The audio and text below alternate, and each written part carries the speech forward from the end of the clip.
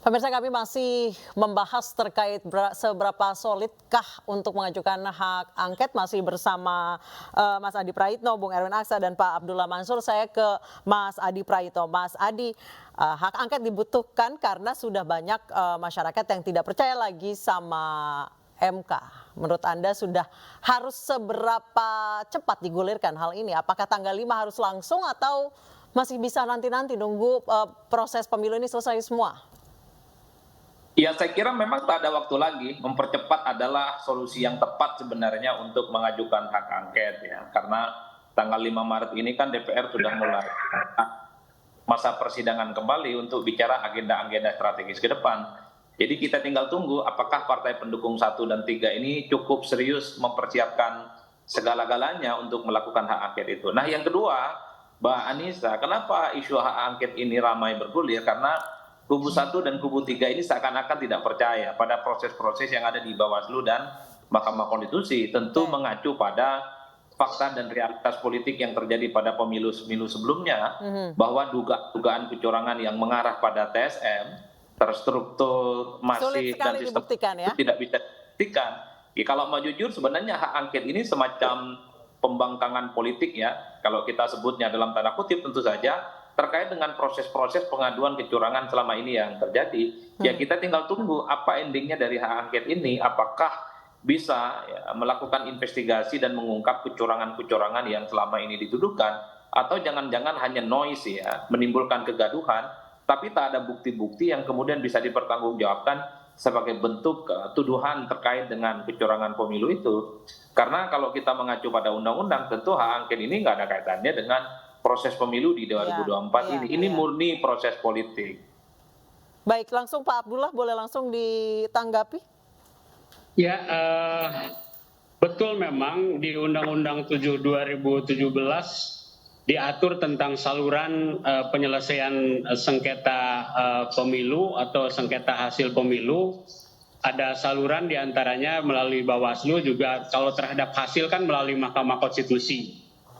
Tapi terus terang saya secara pribadi tidak terlalu yakin kalau sengketa di Mahkamah Konstitusi itu akan mengungkap seluruh dugaan permasalahan kecurangan katakanlah yang dalam pelaksanaan pemilu itu bisa diungkap.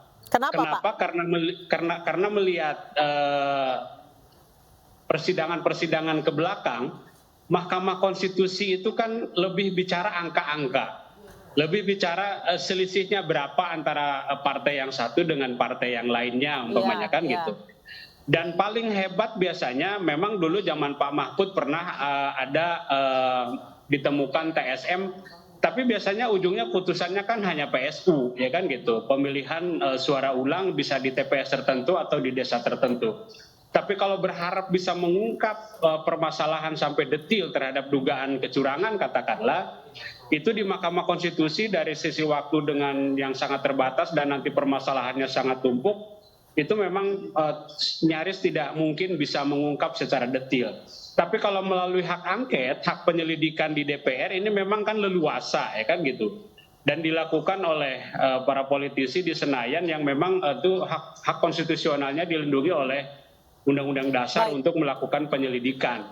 Siapa nanti yang diselidiki tergantung nanti pimpinan pansusnya, katakanlah mau mengundang siapa, dan panitia angket berhak untuk mengundang siapa saja yang dianggap berkompeten, yang dianggap berhubungan, yang dianggap mengetahui terhadap dugaan pelanggaran sebuah undang-undang, katakanlah Undang-Undang 7 2017 tentang pemilu ini, Mbak. Baik, Pak Abdullah, di online, di media sosial itu berseliweran bahwa pemilu 2024 itu sudah direncanakan sejak lama. Bahkan ada yang menyebut bahwa ini hitung-hitungannya sudah di atas kertas. Bisakah, apakah itu sebenarnya tujuan dari hak angket untuk membuktikan hal itu?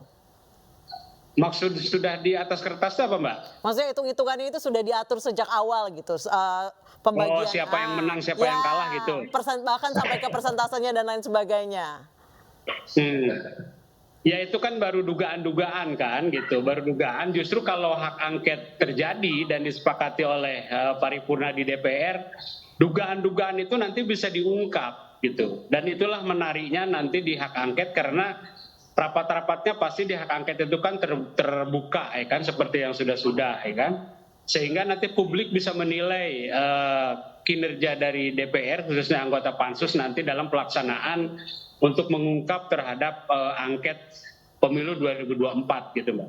Baik, Bung Erwin, berarti sebenarnya hak angket itu diperlukan dong supaya tuduhan-tuduhan itu bisa dibuka ke publik, apakah benar, apakah tidak gitu. Jadi tidak melulu ada kecurigaan terhadap pemerintahan yang baru nanti. Oh iya. Tanya ke siapa nih? Bung Erwin. Oh, ya bagi saya begini ya, itu hak dari setiap anggota DPR. Jadi kalau anggota DPR tadi disampaikan cukup 25 anggota DPR mengajukan hak angket, tentunya kemudian disampaikan kepada pimpinan dewan, hak angket itu bisa bergulir. Jadi itu hak dari semua anggota DPR yang diatur di konstitusi ya, diatur undang-undang. Jadi ya negara kita negara demokrasi. Saya kira fungsi check and balance itu perlu ada. Jadi silakan. Kalau itu memang teman-teman dari kubu 01 dan 03 merasa itu ingin mengambil hak mereka, ya hak angket mereka, ya saya kira itu hak dari semua anggota DPR yang ada sekarang. Jadi silakan saja, artinya bergulir kalau memang kemudian itu bisa terjadi, karena ini kan masih rumor ya, baru tanggal 5 Maret anggota dewan baru kembali bersidang. Jadi kita masih berasumsi dari sosial media saja, Pak. Jadi bagi saya ya itu hak anggota DPR yang dimiliki dan ada prosesnya, ya ada prosesnya. Jadi saya kira masyarakat Indonesia sudah melalui proses pemilu yang begitu luar biasa, pemilu terbesar di dunia dalam satu hari, ya, dan seluruh petugas KPPS, setiap keamanan bekerja dengan baik, setiap partai punya saksi, ya, dan juga caleg-caleg juga punya saksi. Jadi saya kira ini pemilu terbesar yang ada di dunia. Kalau terbesar masih kalah sama India, ya. Bung Erwin. Baik, enggak dong. India pemilunya berhari-hari, kalau ini satu hari. Baik. Dalam satu hari pemilunya terjadi loh. Itu lebih besar dari manapun juga, dan kemenangan Pak Prabowo lebih besar dari kemenangan presiden manapun di dunia. Baik, saya ke Mas Adi. Terwujud atau masih ragu-ragu semuanya jika 5 hari menuju tanggal 5 masa sidang yang baru ini dibuka, tapi draft belum, tadi Pak Abdullah aja belum pegang draftnya ya Pak Abdullah ya? Belum baca skripnya ya? Seberapa ya bagi saya masih 50-50, Mbak.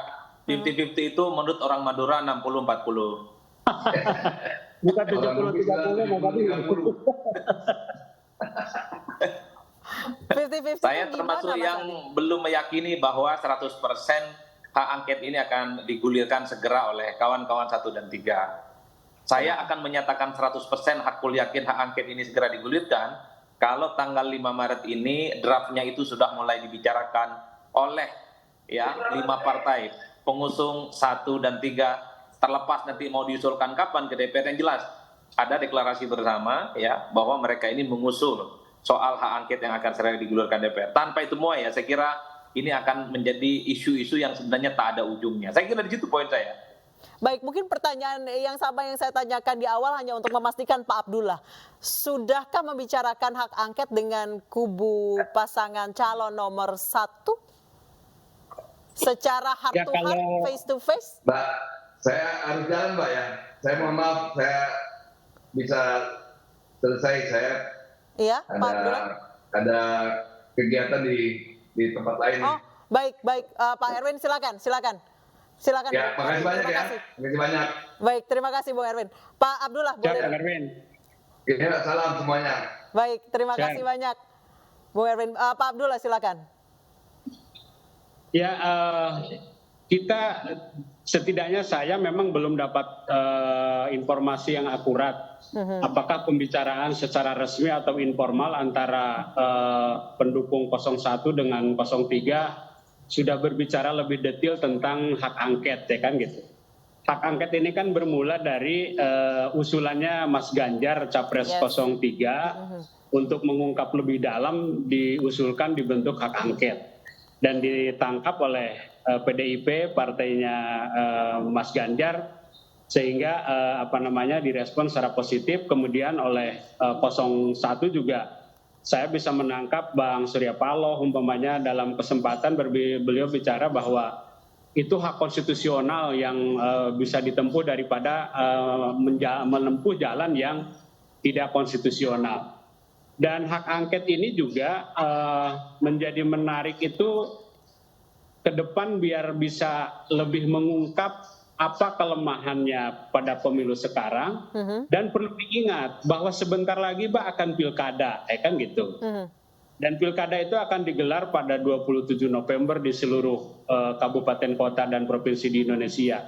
Nah, kalau hak angket ini jadi kemudian mengungkap tabir katakanlah dugaan kecurangan-kecurangan atau kelemahan-kelemahan dalam undang-undang penyelenggaraan pemilu di Undang-Undang Nomor 7 Tahun 2017 diungkap oleh hak angket sekarang dan selesai sebelum pilkada, insya Allah saya bisa lebih yakin bahwa pelaksanaan pilkada itu akan lebih baik. Bahkan pelaksanaan pemilu 2029 pun akan lebih baik. Karena berkaca dari pemilu yang sekarang, kelemahan-kelemahannya juga katakanlah dugaan-dugaan yang beredar di publik hari ini itu diungkap nanti dalam angket kemudian menjadi sebuah kesimpulan. Baik, terima kasih banyak Pak Abdullah Mansur, terima kasih juga Mas Adi Praitno dan tadi ada Bung Erwin Aksa yang telah bergabung bersama kami di Newsroom. Selamat malam. Assalamualaikum warahmatullahi wabarakatuh. Waalaikumsalam warahmatullahi wabarakatuh.